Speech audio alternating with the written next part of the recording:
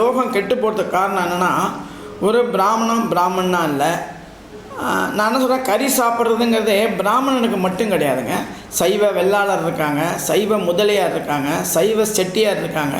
அவங்கெல்லாம் அந்த காலத்தில் பார்த்தீங்கன்னா கறி மீன் சாப்பிட மாட்டாங்க. டர்பன் கட்டின்னு தான் போவாங்க, கோவிலுக்கு போவாங்க. கோவிலுக்கு ஐயருக்கு பக்கத்தில் நிற்பாங்க. அவங்களுக்கு சகல மரியாதைகளையும் கிடைக்கும். இப்போ என்ன பண்ணுறாங்க, இந்த லோகம் கெட்டு போகிறதுக்கே காரணம் அவாவ வேலையை செய்கிறது கிடையாது. அடுத்து அந்த வேலையை விட்டுட்டு அடுத்த வேலையை செய்கிறாங்க. ரெண்டாவது, இந்த சினிமா தொழிலில் உள்ளவங்களும் அடுத்தவங்களுடைய ஜாதி சம்மந்தப்பட்டதை டிஸ்கரேஜ் பண்ணி படம் எடுக்கிறத முதல்ல இந்த சென்சார் போர்டில் கண்ட்ரோல் பண்ணணும். இதனால தான் மக்கள் ரொம்ப ஒத்துமையாக இருக்காங்க. இந்தியாவை பொறுத்தவரையும், தமிழ்நாட்டை பொறுத்தவரையும் பிராமின், முதலியார், செட்டியார் அப்படிங்கிறது கிடையாது. ஹிந்து முஸ்லீம் கிடையாது, கிறிஸ்டினாலிட்டி கிடையாது. எல்லாம் ஒரே ஃபேமிலியாக ஒத்துமையாக இருக்காங்க. எனக்கு தெரிஞ்சு நிறையா பேருடைய ஹிந்துக்கள் வீட்டில் நவராத்திரியும் போது நிறையா கிறிஸ்டின்ஸு, நிறையா முஸ்லீம் வெத்தலை பாக்க வாங்கிட்டு அந்த இதெல்லாம் சுண்டெல்லாம் வாங்கி சாப்பிட்டுட்டு போகிறாங்க. அதே போல் அவங்களும் அந்த நோன்பு இருக்கும்போது நான் இவங்களையும் கூப்பிட்டு வாங்க கஞ்சி சாப்பிட்டுட்டு போங்க, எங்கள் வீட்டில் பாத்தியால் ஜபம், இவங்களும் நீங்கள் உடம்பு சரியில்லைங்க, என் பையனுக்கு கல்யாணம் ஆகணுங்க, நீங்கள் ஜபத்தில் வேண்டிங்கன்னு நிறையா கிறிஸ்டின்ட்ட சொல்கிறாங்க. எனக்கு தெரிஞ்சு என்னுடைய நண்பரே ஒரு அம்மா கிறிஸ்டின் அம்மா இருக்காங்க. அவங்க பையன் இது ரொம்ப ஒரு சர்ச்சில் பொறுப்பாக இருப்பாங்க. நானே சொல்லுவேன், அக்கா எனக்கு உடம்பு சரியில்லைக்கா, கொஞ்சம் சர்ச்சில் இந்த இது ஜபம் பண்ணும்போது என் பேரையும் சேர்த்துங்க அப்படின்னு. கட்டாயமாக சேர்த்துக்கிறேன்பாங்க. சேர்த்து நன்றி நல்லா ஆகிருக்குது. அதே போல் என்னுடைய அறுது கல்யாணத்துக்கு அவங்க அவ்வளோ பெரிய சபையிலையும் ஜபம் பண்ணிட்டு தான் போனாங்க. சூப்பராக அறுது கல்யாணம் நடந்தது. அதுலேயும் ஒன்றும் பாகுபாடு கிடையாது. இந்த அரசியல்வாதிகளும் சினிமாக்காரங்களும் தன்னுடைய சுயநலத்துக்காக இந்த ஜாதிகளை போக்குறாங்க. இதில் கோர்ட்டே முன்னின்று நம்ம ஆனந்த் வெங்கடேஷ் மாதிரி சந்துரு மாதிரி நீதிபதிகள்லாம் அவங்களே முன் இது போல் படம் எடுக்கும்போது படத்தை பேன் பண்ணிடணும். முதல்ல பேன் பண்ணுறது மட்டும் இல்லாமல் படம் எடுத்த அடுத்த 5 வருஷத்துக்கு இப்போ சொல்கிறாங்க இல்லையா, வண்டி ஓட்டின்னு போகும்போது யார் மேலே ஏற்றிட்டாக்க 5 வருஷத்துக்கு ஜெயிலில் போட்டுறேன்னு சொல்கிறாங்க இல்லையா, இதெல்லாம் போடும்போது இதையும் போடுங்களேன். இதே போல் மத கலாச்சாரத்தை தூண்டுறவங்க, மதத்தை புண்படுற மாதிரி பேசுகிறவங்க படம் எடுக்காலே அடுத்த 5 வருஷத்துக்கு அவங்க படம் எடுக்கக்கூடாது அப்படின்னு போடுங்க. அந்த சட்டத்தையும் கொண்டு வர மாட்டேங்கிறீங்க. யாராக இருந்தானே எல்லாமே இந்துக்கள் முஸ்லீம் எல்லாமே இந்தியாவை பொறுத்தவரையும் அருமையாக இருக்காங்க. அந்த அயோத்திக்கு பாருங்கள், நிறையா முஸ்லீம் வராங்க, நிறையா ஹிந்துஸ் வராங்க. சபரிமலைக்கு நிறையா கிறிஸ்டின்ஸ் எல்லாம் வராங்க. நிறைய பேர் நிறையா கோயிலுக்கு வராங்க. பிள்ளையார் கோயிலுக்கு கூட நிறையா கிறிஸ்டின்ஸ் எல்லாம் வழிபட்டுட்டு நல்லபடியாக வச்சுட்டு போன்னு வேண்டின்னு தான் போகிறாங்க. மக்கள் ஒத்துமையாக தான் இருக்காங்க. மக்களை பிரிக்கிறதே பணங்காசுக்காக சில அரசியல்வாதிகளும் சில சினிமா ப்ரொடியூசர்களும் அவங்களுடைய பேர் வரணுங்க பண்ணுறாங்க. இதை கட்டாயமாக அரசு நீதிமன்றம் முன்னுக்கு சென்சார் போர்டு முன்னுக்கு இதெல்லாம் கட் பண்ண. நிறைய கதைகள் இருக்குங்க. அந்த கதைகள்லாம் எடுங்களாங்க. எவ்வளோ கதைகள் இருக்குது. பைபிள் நிறையா கதை இருக்குது, குரானில் நிறையா கதை இருக்குது, ராமாயணம் மகத்கள் நிறையா கதை இருக்குது. அந்த கதைகள் எடுங்கோ.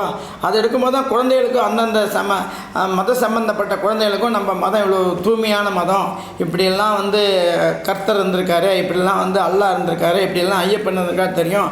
அதே போல் படத்தை எடுங்களேன். ஏன் இப்படி மக்களுடைய துன்புறுத்தி பணத்தை எடுத்து அதுபடிய பணம் சம்பாதிக்கும் போது அதுவே கடைசி காலத்தில் கர்மாக்கெல்லாம் சேரும். உங்கள் படத்தை பார்க்குறாங்க, படத்தை பார்த்து வெளில சண்டை போடுறாங்க. அந்த சண்டைக்கு காரணமான படமாகுது. இது குத்து கொலை வெட்டின் போது ஜெயிலுக்கு போகிறாங்க, நிறையா சொத்தெல்லாம் இழந்துடுறாங்க கேஸுக்கு. இப்படி படும்போது நீங்கள் அந்த பணத்தை கர்மா மூலிமா சம்பாதிக்கிறீங்க. கர்மா மூலிமா சம்பாதிக்கும் போது இந்த காசு உங்கள் வீட்டுக்கு வந்ததுன்னாக்க உங்கள் குழந்தைகளை பாதிக்கும். நீங்கள் எவ்வளவோ காசுக்கு ஆசைப்பட்டு நான் 5 கோடி வாங்கினேன் ஒரு படத்தில் நடிக்கிறதுக்கு, ஒரு படம் எடுத்தேன் எனக்கு 20 கோடி லாபம்னு நினைக்கலாம். அந்த நிறையா ட்ரிப் நான் சொல்கிறேன். இன்மையில் அறம் செய்யாதா திரவியம் சிதறி வேண்டி மது மாது மங்கை சூது இப்படி தான் போகும். அவ்வளோ காசை நீங்கள் வீட்டில் கொண்டு வச்சு யாருக்காக கொண்டு வரீங்க? உங்கள் குழந்தைகள் நல்லா படிக்கணும், கல்யாணம் ஆகி நல்ல மருமகனாக வரணும், நல்ல பேரம்பேத்தி பிறக்கணும் அப்படிங்கிறதான் கஷ்டப்பட்டு கொண்டு வரீங்க. இதே போல் தவறான முறைகளை அடுத்தவங்களை தூண்டி விட்டு அடுத்தவங்களுக்குள்ள சண்டைகளை உண்டு பண்ணி மன சங்கடங்களை உண்டு பண்ணி அந்த காசை கொண்டு வீட்டில் வைக்கும்போது அந்த காசு அந்த குழந்தைகளுக்கு போய் சேராது. யாருக்காக கஷ்டப்படுறீங்களோ அந்த காசை அவளுக்கு போய் சேராது. அந்த காசை கொண்டு போய்ட்டு அவங்க டாக்டர்கிட்ட கொடுப்பாங்க, இல்லாட்டா வேறு ஏதாவது இன்கம் டேக்ஸ் எடுத்துகிட்டு போயிடுவாங்க மொத்த காசையும். ஏன் இப்படி துன்புறுத்துறீங்க? அதே போல் சம்பாதிக்காதீங்க. அதான் நிறைய ட்ரிப் சொல்கிறேன். நம்ம ஒரு காசும் நம்மக்கிட்ட வர காசு நியாயமான காசாக இருக்கணும். இல்லாட்டா அதே தான் பைபிளில் சொல்கிறான், குரான்லேயும் சொல்கிறான், பகவத்கீதையிலையும் சொல்கிறான், பாவத்தின் சம்பளம் மரணம். உன்னுடைய பாவ செலவை நீ தான் சுமக்கணும், உன்னுடைய கர்மாவை நீ தான் சுமக்கணுங்கிறான். ஒரு சின்ன கதை ஒன்று சொல்கிறேன். ஒரு 1000-2000 வருஷங்களுக்கு முன்னாடி ஒரு திருட்டு கும்பல் ராத்திரியில் அப்படியே சுற்றிகிட்டே இருந்ததான். யார் போனாலும் சொத்தெல்லாம் அடித்து பிடுங்கி எல்லாம் பண்ணிகிட்டே எடுத்துகிட்டே இருந்தாங்களாம். அந்த திருடன் கொண்டு போய் காசை நைட்டெல்லாம் கொள்ளை அடித்து கொண்டு போய் வீட்டில் காசை கொடுப்பாங்களாம். காசை கொடுத்தோன்னே வீட்டில் நிம்மதியாக சாப்பிட்டுக்கிட்டு பங்களாங்கெல்லாம் எல்லாம் வாங்கிட்டு நல்லா சந்தோஷமாக இருந்தாங்களாம். இது ராஜாக்குடைய காது போய் சேர்ந்ததான். ராஜா சொன்னாராம், எப்படி அவனை பிடிக்க முடியலையேன்னு சொன்னாராம். ஒரு நாள் ராஜாவே என்ன பண்ணாராம், ஒரு தாத்தா வேடத்தில் போய் அப்படியே இந்த போயிட்டே இருந்தாராம். அதே போல் டெய்லி வர கும்பல் வந்து அந்த தாத்தாவை மறைச்சி தான் என்ன பண்ணாராம், கையில் விழுந்தெல்லாம் கொடுன்னாராம். அந்த தாத்தா சொன்னாராம், நான் கொடுக்குறேன்டா ராஜா, இந்த காசை கொண்டு போய் நீ வீட்டில் கொடுத்தேன்னா பாவம் வரும், உனக்கு தான் இந்த பாவம், இந்த பாவத்தில் தான் அவங்கெல்லாம் சாப்பிட்றாங்க. நீ கொண்டு போய் கொடுக்குற காசை வச்சு தான் உங்கள் தம்பி, உங்கள் அப்பா, உங்கள் அம்மா எல்லாம் சாப்பிட்றாங்க. 100% உனக்கு பாவம் வந்துன்னா அதை அப்படியே பிரித்து போய்டும், எல்லாருக்கும் ஆளுக்கு 10% போய்டும். இந்த பாவத்தை ஏற்றுக்கிறாங்களா, நீ போய் கேட்டுட்டு வா, நான் இங்கேயே உட்காந்துருக்கேன், இல்லாட்டா என்னை தூக்கின்னு போய் உங்கள் வீட்டு வாசல்லையே வச்சுட்டு உங்கள் வீட்டில் கேட்டுக்க, ஓகேன்னா மொத்த காசை நான் உங்கள்கிட்டயே கொடுத்துட்றேன், இல்லாட்டா நீ காசை என்கிட்ட திருப்பி கொடுத்துருப்பான்னானா. அவன் மனசை உடனே மாறி இன்னும் தாத்தா சொல்கிறேன்னு கூட்டின்னு போனானா. கூட்டின்னு போய்ட்டு இந்தப்பா இந்த 1 கோடி ரூபாய் இருக்குது, இதை வந்து வீட்டில் 10 பேர் இருக்கீங்க, 10 பங்கிட்டுருங்க நானா. ஏன்னானா, இது பாவப்பட்ட காசு தான், இந்த பாவத்தில் நீங்களும் பங்கு எடுத்துக்கணும், நான் மட்டும் ஏன் எடுத்துக்கணும்னு கேட்டானா. அதுக்கு வீட்டில் அவனை சொன்னாங்களாம், சம்பாதிச்சு போட வேண்டியது உன் கடமைப்பா, அந்த பாவத்தில்னா நான் பங்கு எடுத்துக்க மாட்டேன், நீ சம்பாதிக்கலன்னா அது உன்னுடைய தலையெழுத்து, நீ நேர்மையாக சம்பாதி, நான் அந்த பாவத்தில் பங்கு எடுக்க மாட்டேன்னு சொன்னாங்களாம். உடனே ஓடி வந்து வாசலில் என்ன ஐயாவுடைய காலில் விழுந்து, ஐயா நீங்கள் சொன்னது கரெக்டு தான், நான் தப்பான முறையில் தான் சம்பாதிச்சிட்டேன், இந்த பாவத்துக்கு காசை மட்டும் தான் என்கிட்ட எதிர்பார்க்குறாங்க, பாவம் எனக்கு தான் வந்து சேருதுன்னு சொன்னாராம். அப்போ தான் ராஜா சொன்னாராம், நான் வந்து ராஜா அப்பான்னு சொல்லிவிட்டு உடனே இந்த பையனை கூட்டின்னு அரண்மனைக்கு கூட்டின்னு போய் இனிமேல் திருந்தின்னு சொன்னாங்களாம். எதுக்கு இதை சொல்கிறேன்னா, இதே போல் தவறான முறையில் இந்த காசை கொண்டு போய் கொடுத்து இந்த காசு யாருக்கு போய் சேருதோ அவங்களுக்கு இந்த பாவங்கள் வரும். அதனால் படம் எடுக்கிறவர் மட்டும் அந்த காசு போய் சேராது, இந்த படத்தில் நடிக்கிறவங்களுக்கு மட்டும் போய் சேராது. படத்தில் நடித்து இந்த காசை யாருக்கெல்லாம் கொண்டு போய் கொடுக்குறாங்களோ, இந்த படத்தை எடுத்து அதில் வர வருமானத்தை யாருக்கெல்லாம் கொண்டு போய் கொடுக்குறாங்களோ அத்தனை பேருக்கும் இந்த கர்மாக்கள் போய் சேரும். ஏன் இதை திரும்ப திரும்ப சொல்கிறேன்னா, அந்த தப்பு பண்ணுறவங்களுக்கு நீங்கள் என்கரேஜ் பண்ணாதீங்க.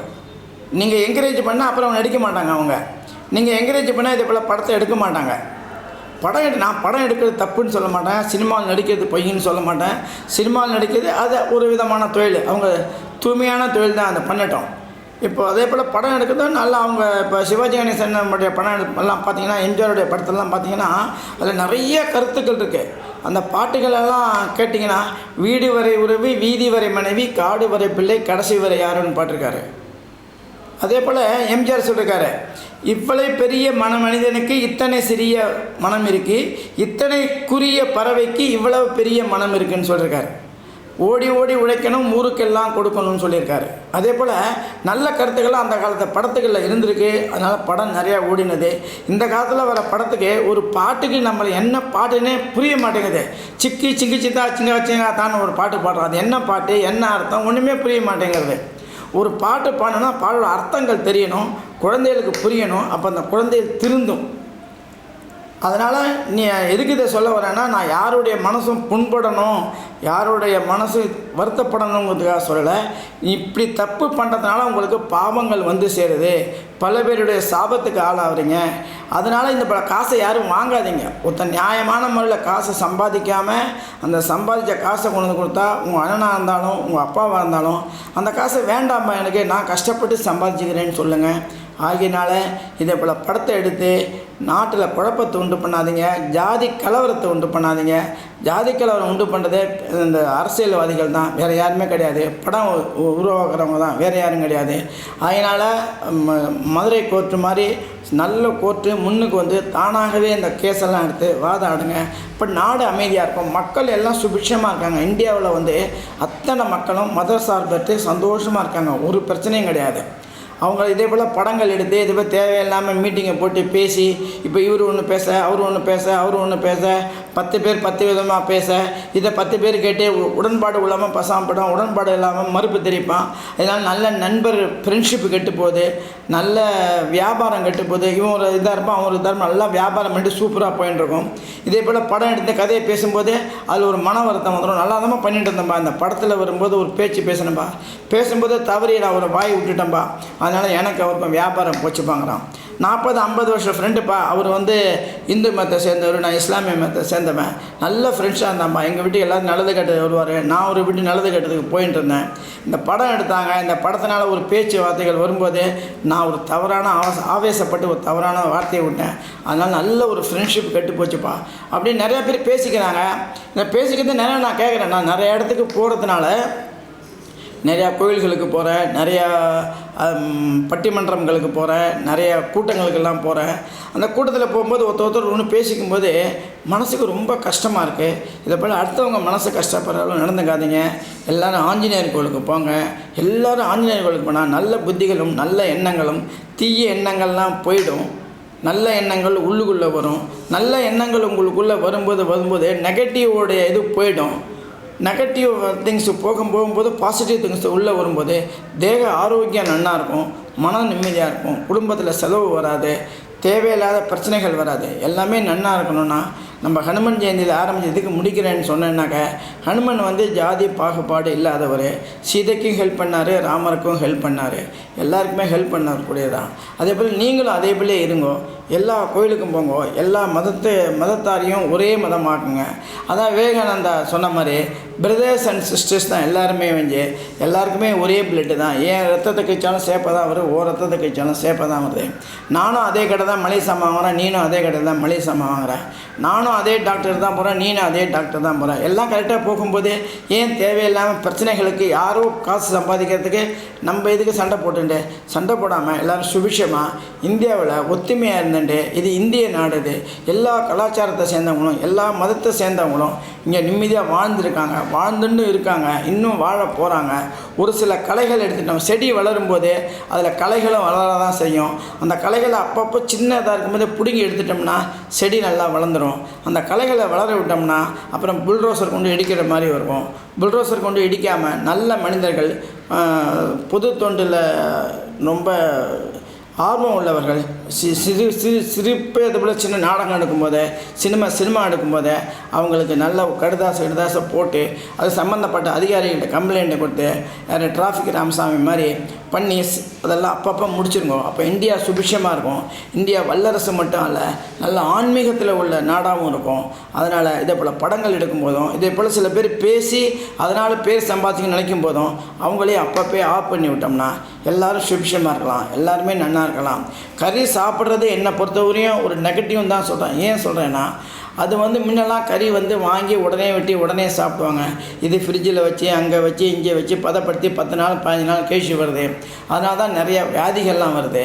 சாப்பாட்டு முறைகளே இந்த சாஃப்ட்வேர் கம்பெனி வந்தப்பறம் நிறைய மாறி போயிடுது. நடைமுறைகள் மட்டும் மாறலை, பேச்சுவார்த்தைகள் மட்டும் மாறலை, கலாச்சாரம் மாறி போயிடுது. பணம் எந்த அளவுக்கு உள்ளே வருதோ அந்த அளவுக்கு பிரச்சனைகள் நம்மளோட சேர்ந்து தான் வருது. எந்த ஒரு சாஃப்ட்வேர் கம்பெனி நிறையா சம்பாதிக்கிறாங்கன்னு நினைக்கிறோமோ அந்த குடும்பத்தில் நிறைய பிரச்சனைகள் இருக்குது. அதனால் நான் சாஃப்ட்வேர் கம்பெனி வந்ததுன்னு சொல்ல மாட்டேன். அதில் உள்ள நம்ம கலாச்சாரங்களை போக்கிட்டு அந்த கலாச்சாரங்களை உள்ளே கொண்டு வந்தது தான் பிரச்சனை. எவ்வளோ தான் சம்பாதிங்க, உங்களுக்குன்னு ஒரு கலாச்சாரம் இருக்குது. அந்த கலாச்சாரத்தை விடாமல் நீங்கள் பின்பற்றீங்கன்னா எல்லாருமே சௌரியமாக இருக்கலாம். ஜெய்ஹிந்த் ஜெய்ஹிந்த் ஜெய்ஹிந்த். சர்வமும் கிருஷ்ணார்ப்பணம். கிருஷ்ண கிருஷ்ண கிருஷ்ண கிருஷ்ண கிருஷ்ண கிருஷ்ணா. எல்லோரும் ஆதரவு கொடுங்க. பார்த்தோன்னா டக்குன்னு ஆஃப் பண்ணிவிட்டு உங்கள் கதை முடிஞ்சு போச்சுன்னு போயிடாதீங்க. கடைசி வரையும் பார்த்துட்டு லைக் கொடுங்க, கமெண்ட் கொடுங்க. உங்கள் ஆதரவு தான் தேவை. நீங்கள் எந்த அளவுக்கு எனக்கு ஆதரவு கொடுக்குறீங்களோ அந்த அளவுக்கு புது புது கருத்துக்களை உள்ளே கொண்டு வருவேன். அடுத்த இன்னொரு ஒரு சில நாளில் பரிகார கோயில்களை பற்றி சொல்ல போகிறேன். அதாவது கல்யாண தடை இருந்தால் எந்த கோயிலுக்கு போகணும், குழந்தை பிறப்பு இல்லாமல் இருந்தால் எந்த கோயிலுக்கு போகணும், வியாபார தடை இருந்தால் எந்த போகணும், வீடு வாங்காமல் இருந்தால் எந்த கோயிலுக்கு போகணும், கணவன் மனைவிக்குள்ளே கருத்து வேறுபாடுகள் இருந்தால் எந்த கோயிலுக்கு போகணும், குடும்பத்தில் நிம்மதியே இல்லாமல் இருந்தால் எந்த கோயிலுக்கு போகணும், எல்லாத்தையும் கோயிலை பற்றி தான் சொல்ல போகிறேன். இது வந்து பக்தி உலகம் தான். இது நம்ம பக்தியை பற்றி தான் பேசுவோம். இப்போ நான் பேசுனது கூட பக்தி சம்மந்தப்பட்டது தான் பேசுகிறேன் வந்து அரசியல் சம்மந்தப்பட்டதை பற்றி பேசலை. அதை யாரும் தவறாக கொண்டு போய் அதை ஒரு சப்ஜெக்ட் எடுத்து இதை போல் நீங்கள் பேசினா தவறாக கொண்டு போய் அடுத்தவங்களை வந்து குழப்பத்துக்கு ஆளாகாதீங்க. இதுவும் பக்தி சம்மந்தப்பட்டது தான் சொல்லியிருக்கேன். பக்தியாக தான் இருக்கணும். என்னையுமே இந்த சேனல் வந்து பக்தி சேனல் தான், பக்தி உலகம் தான். பக்தியாக இருங்கோ. பக்தியாக இருந்தாலே சுபிட்சங்கள் உண்டாகும், நிம்மதி உண்டாகும், லக்ஷ்மி கடாட்சியம் உண்டாகும். லக்ஷ்மி கடாட்சியம் உண்டாலே வறுமைகள் இருக்காது, வியாதிகள் இருக்காது, நிம்மதியான வாழ்க்கை இருக்கும். சர்வமும் கிருஷ்ணார்ப்பணம். கிருஷ்ண கிருஷ்ண கிருஷ்ண கிருஷ்ணா. தர்பானீஸ்வரா, இந்த பிரபஞ்சத்தில் எல்லாரையும் சௌகரியமாகிடா, பக்தாளுக்கு எந்த குறையும் வைக்காதடா. சர்வம் சக்திமயம், சர்வம் சக்திமயம்.